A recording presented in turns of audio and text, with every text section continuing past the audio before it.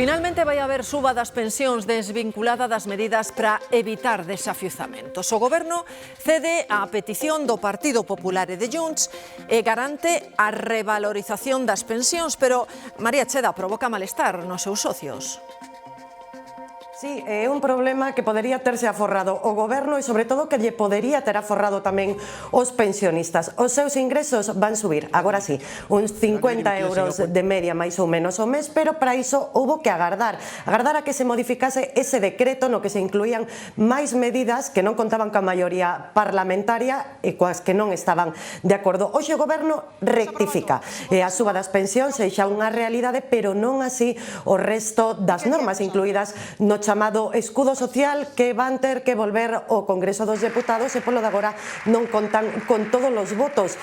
Hoxe, mesmo pola mañá, Podemos tildou esta maniobra de noxo absoluto. Finalmente, o Goberno divide o decreto ómnibus. Por un lado, un coa suba das pensións e polo outro, o resto de medidas do chamado escudo social. Como creemos y defendemos que son medidas buenas, vamos a trabajar para buscar los consensos necesarios para que vean la luz. Pero as negociacións non son doadas, empezando polo socio da coalición, Sumar. Lo que no puede ser es que todos los años estemos con esta agonía. Sumar presionou para que a prohibición de desafiuzamentos finalmente fose no mesmo decreto que o resto do escudo social. Iso sí, vai con cambios. O PNV conseguiu que se excluíran os propietarios que alugan unha soa vivenda. Un acuerdo de mínimos que todos los grupos podrían aceptar. Lonxe diso, a líder de Podemos reaccionou con palabras grosas, noxo absoluto, e segue.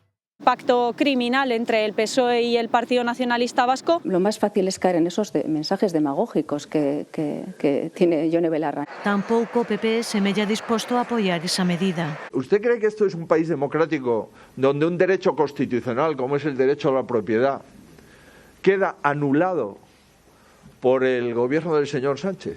Máis doado parece telo o decreto de pensións, aínda que Vox ameaza con volver votar en contra. Ya veremos qué es lo que trae el gobierno, nosotros desde luego no nos fiamos nada. O líder do PP parece avanzar o voto favorable. El Partido Popular estuvo y está y estará a la revalorización automática de las pensiones conforme al índice de precios al consumo.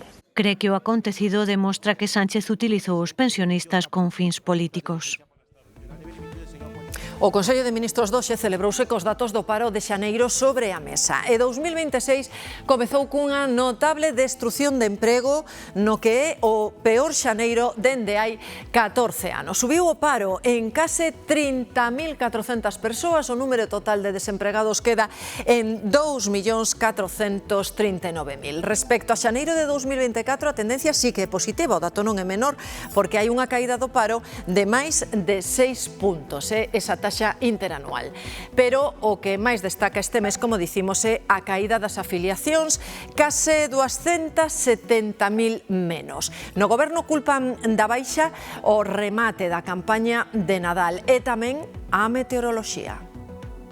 Condicionado y es un elemento a tener en cuenta por una climatología que en este mes de enero en este año ha sido particularmente adversa. Bueno, digo, todo esto lo que hace o no viene a empañar lo que es una dinámica positiva. En Galicia tamén subiu o paro o mes pasado en máis de 3.000, perdón, que me mareo, en máis de 3.000 persoas. É unha porcentaxe dun 2,7%. A interanual é positiva, cunha baixada do paro de 5 puntos. O número de desempregados queda algo por riba dos 115.000. Datos da Seguridade Social, destruíuse emprego tamén en Galicia o mes pasado, con case 13.500 afiliados menos. Na Xunta valoran que aínda así non cambia esa tendencia positiva, como lles dicía, dos últimos 12 meses. O mes de xaneiro non ten sido un mes bo, tanto no que se refire ao paro como nas afiliacións. Hai unha suba do paro, unha caída das afiliacións, pero se vamos á comparativa anual vemos que o mercado galego pois creou neste último ano emprego, arriba de 16.000 novas afiliacións, e tamén o paro se reduciu no conxunto do ano. Ser un concello con poboación dispersa e envellecida vai pesar na distribución de fondos que fai o Goberno galego. É unha das novidades da nova Lei de Administración Local que a Xunta lle acaba de presentar á FEGAMP. Agora ábrese un prazo para que os concellos fagan as súas achegas. Vamos a ter tempo para facer as nosas aportacións e os podo asegurar que os técnicos da Federación Galega e seguro que de moitos concellos xa están estudiando a lei e examinándola detidamente para tratar de ser construtivos. Todos os cambios que se achegan nesta lei van na dirección que se estaba reclamando pola maior parte dos concellos e creo que é un bo paso, creo que é unha boa lei. Tamén falamos do resto de bloques que ten a propia lei, das novidades que vamos incorporando e, lóxicamente, estamos dispostos a escoitar calquera aportación que se queira facer. O Ministerio de Facenda investiga un posible ciberataque nas súas bases de datos. Unha firma experta en ciberseguridade alertaba nas redes sociais sobre esa posibilidade que comprometería os datos bancarios e fiscais de máis de 47 millóns de persoas. Polo momento non hai unha confirmación oficial por parte de Facenda de que se producira ese filtrado de datos.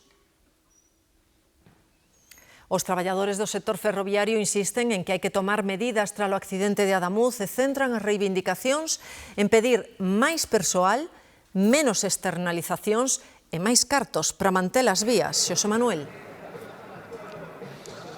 Sí, os sindicatos mostran a súa preocupación polo que está a acontecer na rede ferroviaria, unha preocupación que se acentuou tras o accidente de Ademuz e as incidencias en Rodalies. Consideran que é necesario maior investimento, incrementar as medidas de seguridade nunha rede que experimenta unha maior actividade nos últimos anos tras a liberalización dos servizos. Con todo, lanzan unha mensaxe: o tren en España é seguro. Entenden que se deben sacar conclusións tras o accidente de Ademuz e as incidencias repetidas en Rodalies. Venimos sufriendo una situación en el sistema de retraso, de avería, de incidencia, que al final lo que indican es que el sistema no está en condiciones óptimas y entonces estos accidentes nos tienen que servir para aprender. Advirten da necesidade de máis persoal que permita acabar coa externalización, por exemplo, dos talleres, e que o incremento do número de servizos e de viaxeiros debe levar para ello un maior mantemento. Queremos que seáis cuidado este mantenimiento en pro de construir nuevas líneas y queremos que este mantenimiento se incremente para prevenir cualquier tipo de deficiencia que encontremos o que reportemos los profesionales diariamente en todo el sector. Máis mantemento e tamén máis investimento. Algunos datos dicen que por kilómetro hay un coste de unos 180.000 euros en Alemania. Nosotros estamos por debajo de esa cifra teniendo muchos más trenes, muchos más viajeros y mucho más tráfico de trenes. Entonces, creemos que sí se debe incrementar el mantenimiento preventivo y el mantenimiento correctivo de todas las infraestructuras. Esta mañá o tren que cobre a liña entre Valladolid e Pobra de Seabra colidiu contra un camión nun paso a nivel na provincia de Valladolid. Non houbo danos persoais, pero o convoi tivo que quedar estacionado en Valdestillas.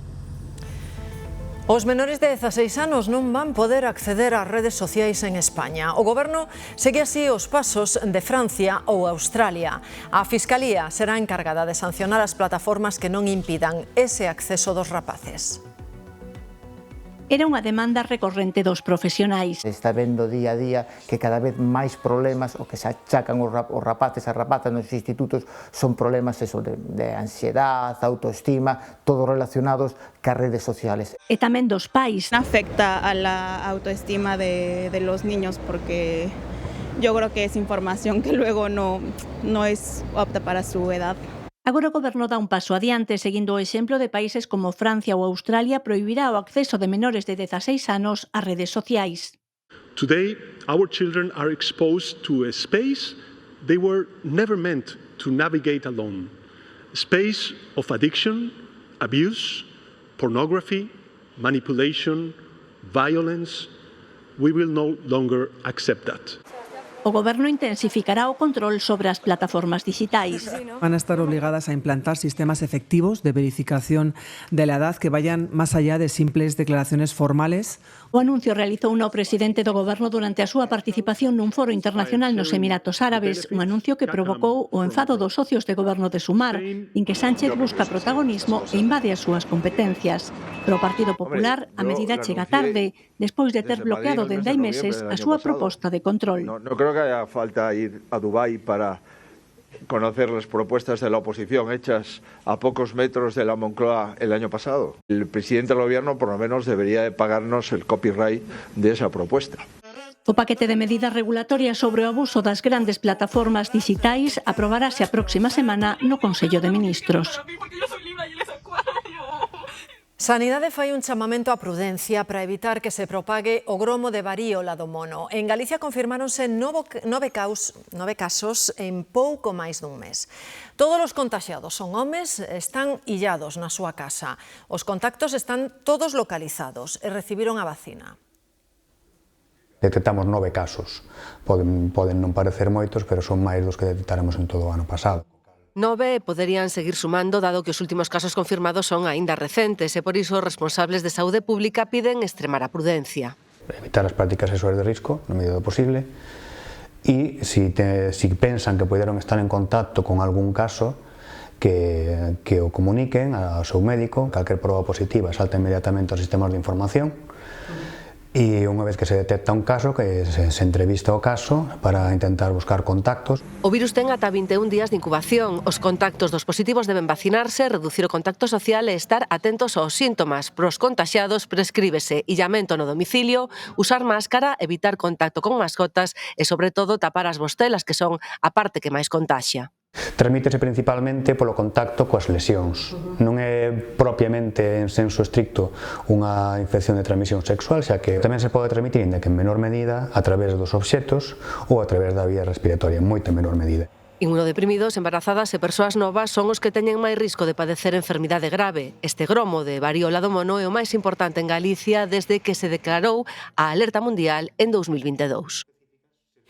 Os que conducían esta mañá en Hora Punta cara á cidade da Coruña quedaron atrapados literalmente nas retencións kilométricas que deixou un accidente múltiple na AP9.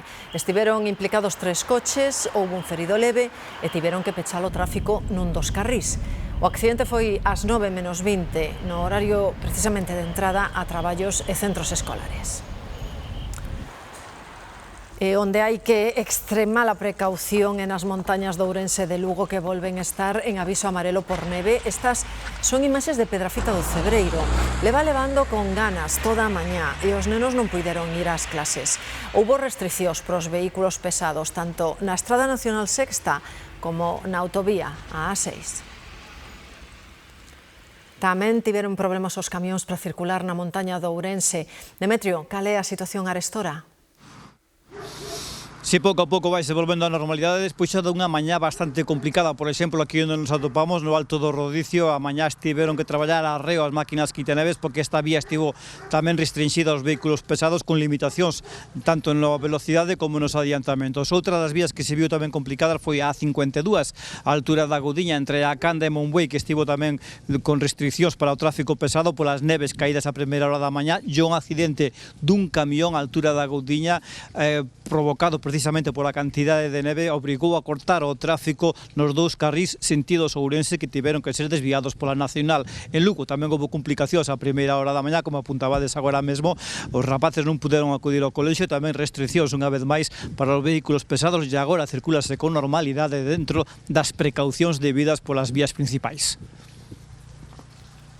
Aínda que caeron folerpas xa a partir dos 600 metros de altitude, a neve non callou ata os 900, ocasionando tráfico lento e retencións puntuais pola autovía das Rías Baixas, desde o concello ourensán de Ríos ata Sanabria, na provincia de Zamora. Se está pasando o quitaneo seguido na carretera general, e nós para traballar a noite temos que ver, porque nos movemos por pistas de Adif, que estamos traballando nos túneles, e a ver como están as pistas de acceso. E aí na mezquita andan os do Concello que o quitaneves e a carretera está ben. Contra as 9 da mañá, un camión de gran tonelaxe quedaba atravesado na autovía nunha zona en pendente á altura da Gudiña, cortando completamente o tráfico en ambos os dous carrís sentido Vigo, o que obrigou a desviar a circulación polo medio da vila. Cando empezou a nevar fuerte, atixeiro e cruzou os dous carriles da autovía, onde estaba cortada e pasaba con o tráfico por aquí. A estrada de Trives foi a que deu máis problemas de tráfico, coa circulación interrompida para camións durante boa parte da mañá no Alto do Rodicio. A situación agora xa está máis ou menos controlada. A primeira hora había bastante neve. 3 días escasos pasaran desde as últimas nevaradas, un inverno duro pola sucesión de borrascas. Foi un inverno duro, crudo, dos que xa non viñan. O aviso de neve xa se levantou, pero mañá volve a haber por chuvia. Moito máis dramáticas son as consecuencias das nevaradas no Xapón, onde levan xa 30 mortos, a maioría por accidentes limpando a neve acumulada nas rúas e nas casas. Non caera tanta neve en 80 anos e hai zonas con case 3 metros de espesor. O exército despregouse en zonas de montaña para poder axudar os veciños.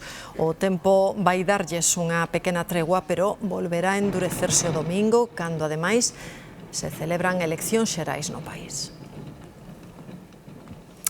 Noite arrepiante en Vigo, con lóstregos, vento e Sarabia que cubriu cun manto branco os accesos. Foron poucos os que puideron dormir na cidade olívica e a súa contorna. O tema do día en rúas e cafés era hoxe o temporal que fixo que poucos puideran pegar ollo esta noite. Non podía dormir de noche, estaba fatal, non podía dormir, caía un montón, e viento e todo. Unha tormenta, unha treboada de carallo, sí, e granizo seguido toda a noite, vento, pero hai de haber un pior, non?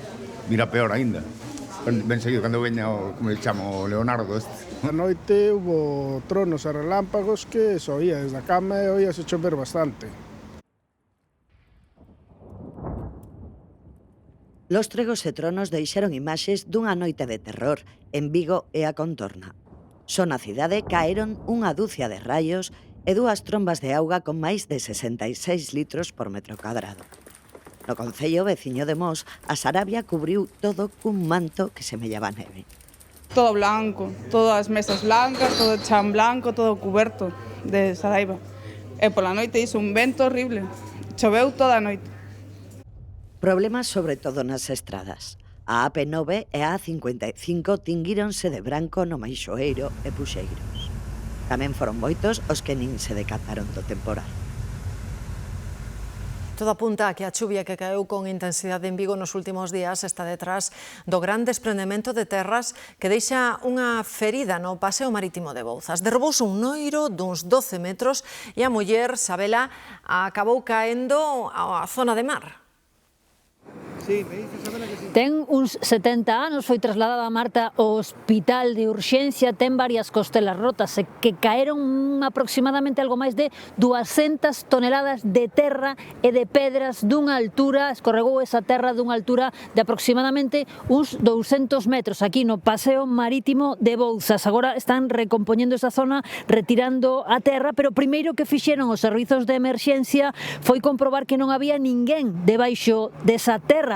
Como fixeron? Preguntaronlle as testemunhas que viron ese suceso e tamén analizaron as cámaras de seguridade que hai xusto na vivenda que está ao final deste paseo. Comprobaron que non había máis xente no momento no que se derrubaba eses máis de 200 toneladas de terra, entón comezaron a traballar coa maquinaria pesada. Camións que terán que retirar esa terra, tamén vemos excavadoras e outra maquinaria pesada que terá que retirar toda esa terra, asentar o terreo e iso levará bastante tempo. O paseo de Bouzas aquí en Vigo non se vai abrir de momento ata que non se garanta que pasar por esta zona é seguro. A muller non foi aplastada por todo ese terreo, pero sí que esa terra levouna a caer as rochas que están a uns 4 metros aínda máis abaixo. Nese momento foi pola mañá, a marea estaba baixa, agora a marea está alta. Falamos con algúns veciños, algunhas persoas que utilizan habitualmente este paseo. Moitas delas xa nos comentaron que temían pola seguridade desta zona e que ao final pasou o que moitos decían que pasaría, que a cantidade de auga e de chuvia que caeu nestes últimos días acabou arrastrando ese talude de terra e por sorte a muller non está grave. Ayer pasé por ahí y me fijé en el árbol que está a punto de caerse y dije, esto le cae a alguien encima, seguro. Bajamos a pasear como todos los días y íbamos hacia allá y ya no pudimos. Parece que las piedras se van a caer en algún momento. Y hablábamos que el paseo también, así que todo este paseo está más o menos mal. E así vai o río en Caldas de Reis, unha das zonas onde máis choveu nos últimos días e onde volverá a descargar con forza a partir da próxima madrugada tamén desa nova borrasca de alto impacto. Leonardo, o Umia é un dos 15 ríos en risco de rebordamentos, por iso xa empezaron a baleirar parte do encoro. O aviso amarelo por chuvia activarase no interior de Pontevedra, nas Rías Baixas e no sur de Ourense. A 11 meses para que comece o Xacobeo 2027, a Xunta anima aos empresarios a convertérense en patrocinadores. O Ano Santo pode ser unha oportunidade relevante para a economía de Galicia. Un comité de expertos seleccionará os eventos que axudarán a promocionar Galicia. Búscase fomentar a colaboración pública e privada. As empresas que participen verán reforzada a súa proxección internacional. Posicionamento estratégico nun escaparate internacional e nacional que non se vai repetir en anos. Non unha oportunidade única para posicionarse e diferenciarse.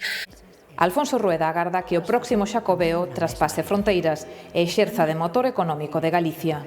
Aquí estamos pensando dende os grandes eventos que ten que habelos e que son tamén marca Xacobea ata os máis pequenos, que chegan aos recunchos máis pequenos e que teñen cabida tamén perfectamente, que poden ser financiados e amparados. Todo. E, dende logo, Galicia, primeiro obxectivo, e a partir de aí hai un montón de obxectivos. Todo o mundo é obxectivo porque esperemos que nos visiten persoas de todo o mundo. Rueda urxe ao Goberno Central a concretar os beneficios fiscais que terán os patrocinadores. Galicia busca aliados tamén para conseguir que a Ribeira Sacra sexa por fin declarada Patrimonio Mundial da UNESCO. Será en xullo, en Corea do Sur, cando se saiban os novos espazos que teñen ese recoñecemento. O conselleiro de Cultura reuníase en París coas autoridades da UNESCO que toman esa decisión. A Ribeira Sacra xa foi candidata a Patrimonio Mundial no ano 24. Abrimos a páxina de sucesos coa declaración esta mañá como investigada da concelleira de Seguridade de Vigo, Patricia Rodríguez, polo accidente mortal dos Saltamontes durante as festas de Matamá no ano 24. Amosouse disposta a colaborar e dar as aclaracións oportunas, aínda que só respondeu a preguntas da Fiscalía e da súa maxistrada. Segundo o abogado da acusación particular, segue sen aclarar por que o Concello non impediu que funcionase a atracción logo de haber un informe que aconsellaba o seu precinto. Hemos contestado esta mañana y atendido a todos los requerimientos como desde el principio, y lo que sí que solicito ahora es respeto por el trabajo del tribunal y del Ministerio Fiscal, que son los que tendrán que resolver cómo se ha producido esto. Seguimos sin saber por qué no se actuó. Esperemos que venga, llamaremos a la policía local y preguntaremos por qué no hicieron nada para impedir que funcionara la atracción. E caeu unha banda de ladróns que asaltaba casas na contorna de Santiago e de Pontevedra. E ollo a media que levaban unha casa cada 2 días. Os detidos ingresaron en prisión por 14 roubos, pero sospeítase que cometeron moitos máis.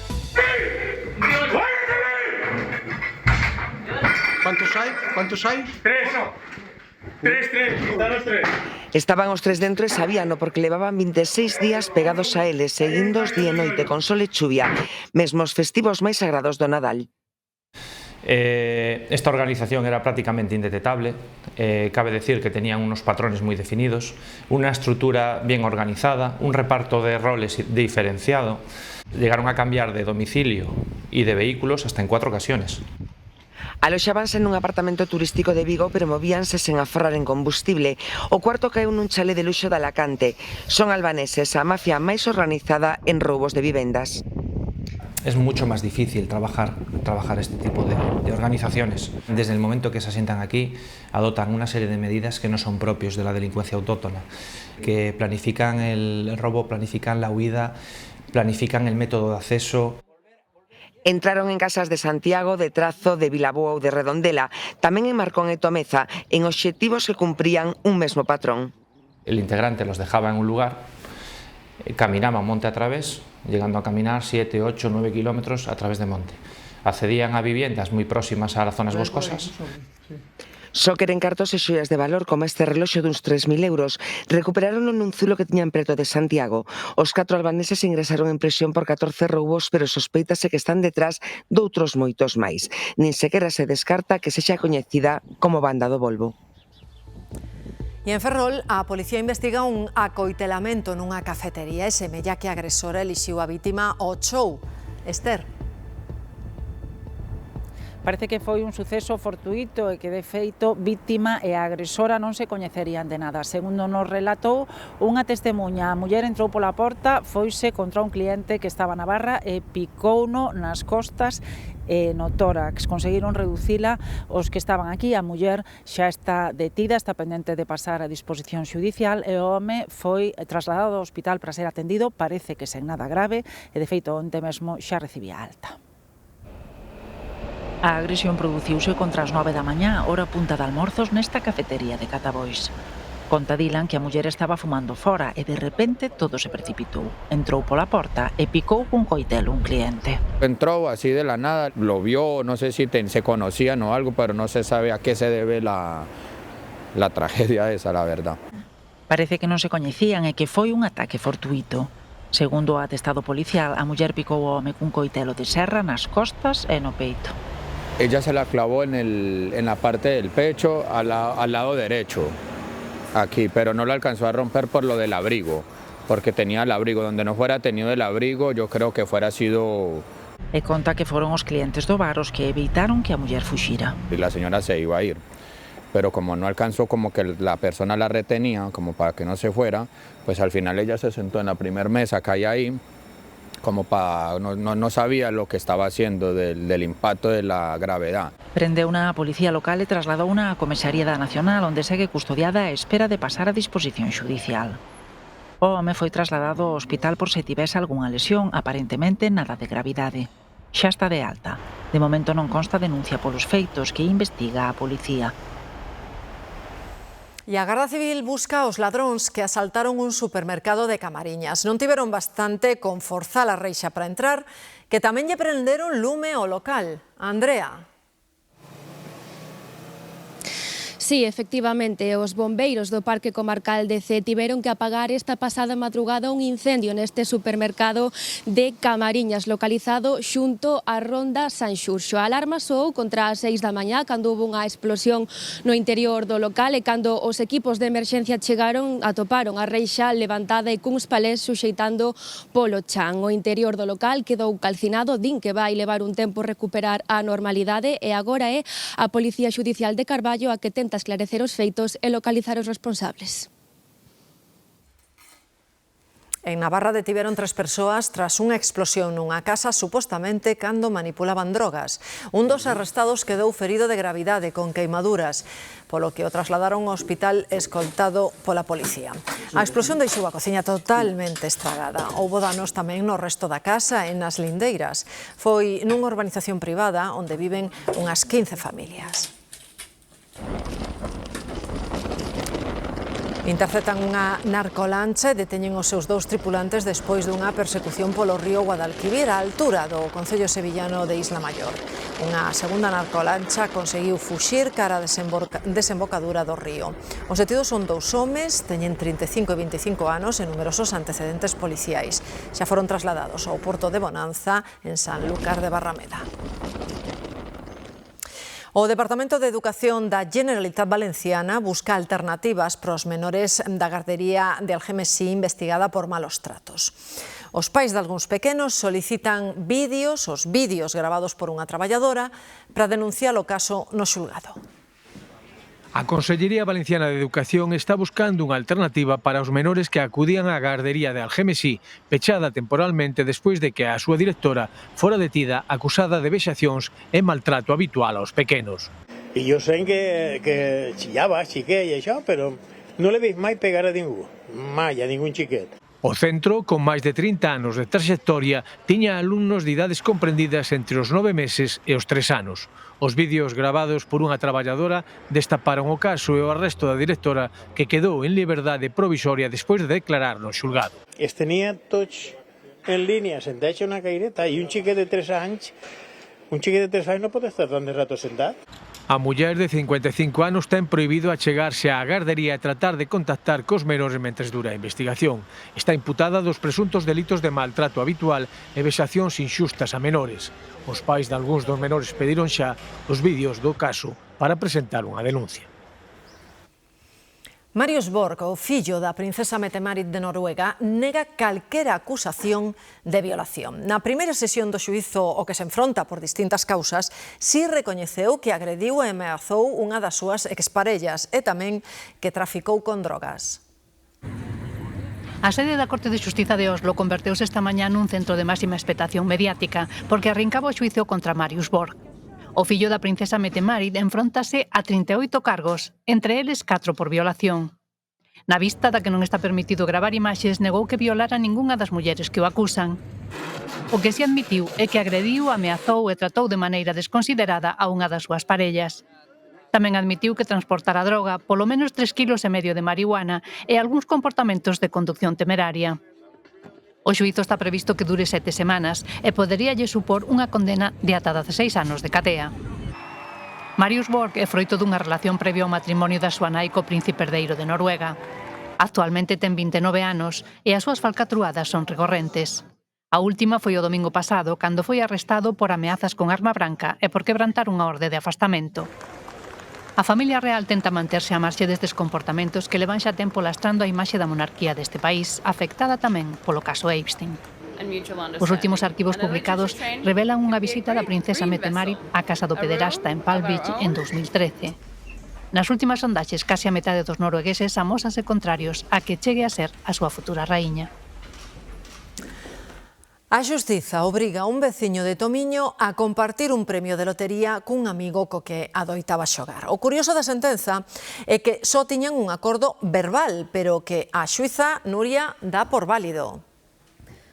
Sí, non tiña nada por escrito, Marta, pero sí testemunhas de que xogaban xuntos habitualmente. O caso é que a un deles tocoulle 1 millón de euros nun rasca coma este. O acordo entre os amigos é que se a un deles lle tocaba este premio lle entregaría a outro 100.000 euros. O caso é que tocou hai 4 anos, pero ese amigo non lle entregou esa cantidad de eses 100.000 euros ao seu xa ex-amigo, que o rematou denunciando. Pois ben, a xustiza dalle agora a razón, o agraciado terá que entregarlle esa cantidad ao seu amigo en cumprimento da súa palabra. Amiguiño sí, pero a vaquiña polo que vale.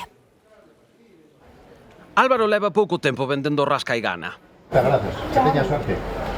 Pero sabe como evitar o que pasou en Tomiño. Firmaran o 10º por detrás. Rasca, como é o momento, pois xa o fan o momento aquí e xa o rascano e pois xa lle sale o premio. Entonces despois está o problema aí, se comparte ou non entre eles. Estes veciños de Tomiño levaban anos xogando, adoitaban ir xuntos onde o vendedor da 11 riscar cada seu boleto. Hai 4 anos tocoulle a un deles e foron a un bar celebrar, pero o outro non viu un peso do premio. Pagaba a pena denunciar se non tiñan nada por escrito. A proba, cando hai unha discrepancia entre as dúas partes, é máis complicada, pero non é imposible. Poden ser testemunhas, pode ser incluso o propio comportamento dos implicados en semanas ou meses ou incluso anos anteriores. Neste caso, que levaron os tribunais de Tui, había testemunhas que inclinaron a balanza a favor do demandante. Con todo, este tipo de disputa non é tan extraña, e hoxe mesmo soubemos de outro caso. Eu din 17 millóns de euros no 11-11 e unha rapaza de Málaga pois veu con 4 amigas e compartiran aquí a serie verbalmente. Despois chegaron a Málaga, claro, tocaron 11 millóns de euros e tuveron problemas para cotemese.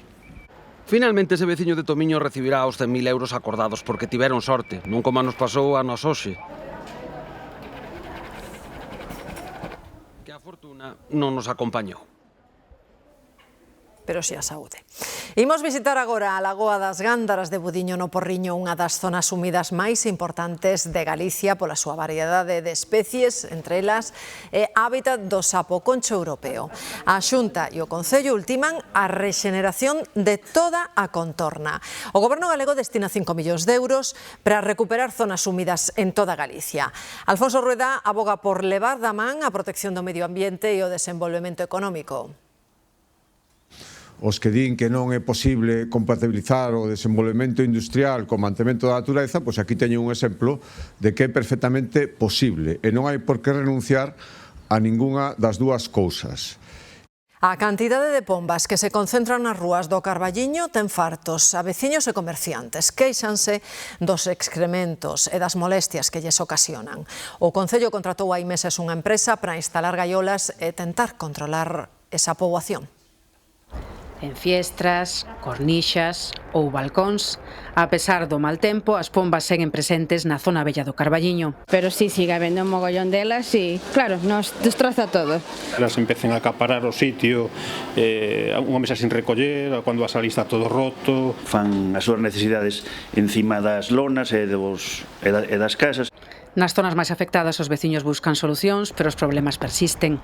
Limpiar continuamente las aceras, cuidado con que al entrar la gente, pues alguna dice, es que están las palomas, en cuanto hay un ruido a lo mejor que sea fuerte salen todas volando y que no te pillen en el medio de la calle porque te pasan. Está bastante cheo de excrementos delas e tal, e hai unhas persoas de certa edad que lle dan de comer e xuntanse aquí centos delas. Para intentar atallar o problema, dende o Concello contrataron unha empresa que instalou gaiolas para capturalas e reubicalas. Permiso da Consellería, o sea, de Medio Ambiente, ¿no? Porque non empezou hasta que lle dieron permiso. Levamos recollidos varios, ao principio bastantes. Medida que deixarán de aplicar en marzo porque comeza o aniñamento. Un grupo de veciños presentou no Concello unhas 500 sinaturas solicitando outras solucións, como pombais nas aforas ou o selado de construcións en ruínas. A gran problemática é que a xente dalle de comer. E a policía xa lle ten chamado a atención, pero principalmente xente maior. Pero, bueno, tendremos que poñernos serios e sancionar. As sancións poden chegar aos 400 euros. Vivir só ou soa sae caro. Os datos din que en España vive cada vez máis xente soa e que os seus gastos son maiores en proporción que os dos que viven acompañados. O custo da vivenda é fundamental, pero os solitarios tamén gastan máis en servizos e en alimentación. O peixe custa o mesmo sexa para un ou para compartir, pero os datos din que os que viven sós gastan máis en alimentación, ben porque comen fora máis ou porque non sempre acertan coas cantidades. Cuando uno vive solo, al final los gastos no son compartidos y en ese aspecto para una persona sola con los sueldos de ahora y sobre todo los alquileres, yo creo que está bastante complicado. Cando estás en familia, pois si compras con medio kilo de lentellas, pois xa faz ao mellor unha comida para os 5, non? Pero cando estás sola, tampouco sabes. Se esa familia inclúe ter fillos, gastas máis.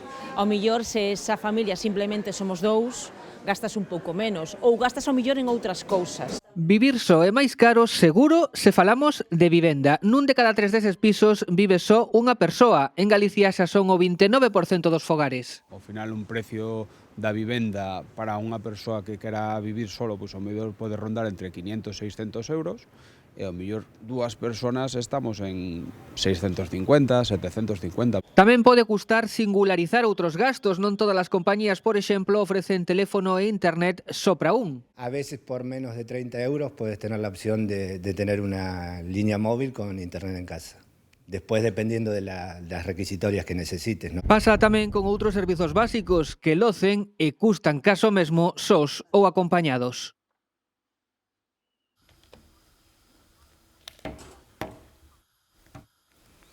Xa se coñecen os finalistas dos premios Mestre Mateo. Máis de 20 producións están participadas pola Televisión de Galicia, que acumula 60 candidaturas, entre as favoritas Sirat de Oliver Laxe. Tamén 2 películas participadas pola TVG, Antes de Nós, dirixida por Ángeles Huerta, e As liñas discontinuas de Anxos Fazans.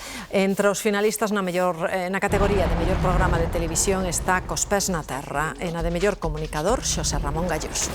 Este coche non va a pasar.